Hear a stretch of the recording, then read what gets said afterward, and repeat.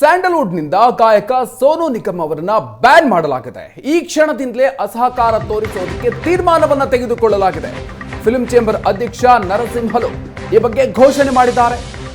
ಉಗ್ರ ದಾಳಿಗೆ ಕನ್ನಡಿಗರ ಹೋಲಿಕೆ ಸರಿಯಲ್ಲ, ಯಾರು ಕೂಡ ಸೋನು ನಿಗಮ್ರನ್ನ ಕರಿಬಾರದು, ಯಾರಾದ್ರೂ ಕರೆದು ಹಾಡಿಸಿದ್ರೆ ಕ್ರಮವನ್ನ ಕೈಗೊಳ್ತೀವಿ ಅಂತ ಹೇಳಿದ್ದಾರೆ.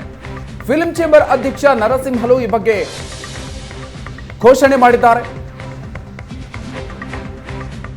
ಫಿಲ್ಮ್ ಚೇಂಬರ್ ಅಸೋಸಿಯೇಷನ್ನ ಅಧ್ಯಕ್ಷರಾಗಿರುವಂತಹ ನರಸಿಂಹಲು ಅವರು ನಮ್ಮ ಜೊತೆ ಇದ್ದಾರೆ. ನಾನು ಅವ್ರನ್ನೇ ಮಾತನಾಡಿಸ್ತಾ ಹೋಗ್ತೀನಿ. ಸರ್, ಸೋನು ನಿಗಮ್ ಆಡಿದಂತಹ ಮಾತುಗಳು ಸಾಕಷ್ಟು ವೈರಲ್ ಆಗಿದೆ. ಅದರ ಜೊತೆಗೆ ಕನ್ನಡಿಗರು ಕೂಡ ಇವಾಗ ಉರಿದು ಕೆಂಡವಾಗಿದ್ದಾರೆ ಅವರ ವಿರುದ್ಧವಾಗಿ. ಈಗ ಫಿಲ್ಮ್ ಚೇಂಬರ್ ಯಾವ ರೀತಿಯಾಗಿ ಕ್ರಮವನ್ನ ತೆಗೆದುಕೊಳ್ತೀರಾ ಅವರ ವಿರುದ್ಧ? ಎಂಟೈರ್ ಇಂಡಸ್ಟ್ರಿ ಇವತ್ತಿನ ದಿನ ಅವರ ಮಾತುಗಳನ್ನ ಖಂಡಿಸ್ತಾ ಇದೆ.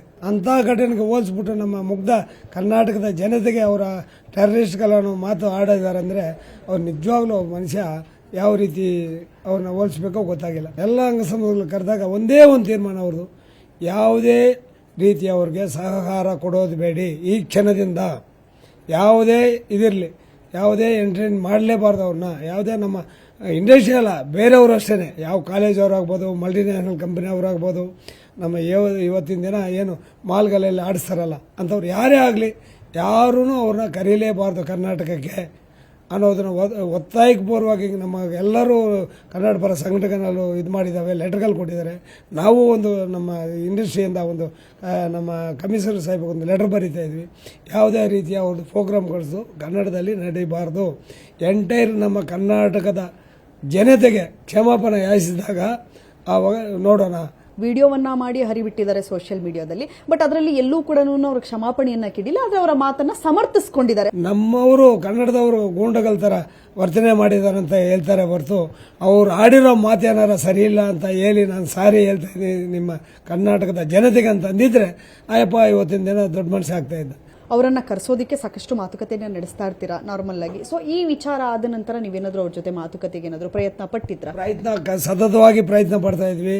ಅವರು ಯಾವುದೇ ಇದಕ್ಕೂ ಸಂಪರ್ಕಕ್ಕೆ ಬರ್ತಾ ಇಲ್ಲ, ಎಲ್ಲ ಸ್ವಿಚ್ ಆಫ್ ಬರ್ತಾ ಇದೆ. ಈಗ ಎಲ್ಲರ ಸಹಕಾರ ಇವತ್ತೊಂದು ಸಭೆಯನ್ನ ನಡೆಸಿದ್ರಿ ಸರ್. ಆ ಸಭೆಯಲ್ಲಿ ಪ್ರಮುಖವಾಗಿ ಏನೆಲ್ಲ ಸಜೆಷನ್ ಅನ್ನ ಕೊಟ್ಟರು ನೀವು? ನಾವು ಎಂಟೈರ್ ಕರ್ನಾಟಕ ಇಂಡಸ್ಟ್ರಿ ಪರವಾಗಿ ನಾವು ಇರ್ತೀವಿ, ಜನತೆ ಪರವಾಗಿ ನಾವು ಇರ್ತೀವಿ. ನೀವು ಯಾವುದೇ ತೀರ್ಮಾನ ತಗೊಳ್ಳಿ, ನಾವು ಬದ್ಧವಾಗಿರ್ತೀವಿ. ಈ ಕ್ಷಣದಿಂದಲೇ ಅವ್ರಿಗೆ ಸಹಕಾರ ಘೋಷಿಸಿ ನಾನ್ ಕೋಆಪರೇಷನ್ ಮಾಡಿ ಅನ್ನೋದರಿಂದ ಎಲ್ಲರ ಕಡೆಯಿಂದನೂ ವ್ಯಕ್ತವಾಗಿದೆ.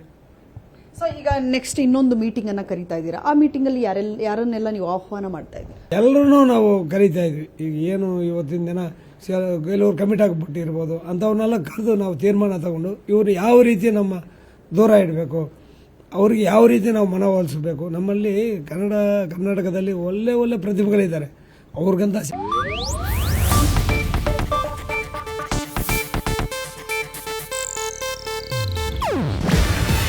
ಇದು ಏಷ್ಯಾನೆಟ್ ನ್ಯೂಸ್ ನೆಟ್ವರ್ಕ್ ಪ್ರಸ್ತುತಿ. ನೀವು ನೋಡ್ತಿದ್ದೀರಾ ಏಷ್ಯಾನೆಟ್ ಸುವರ್ಣ ನ್ಯೂಸ್.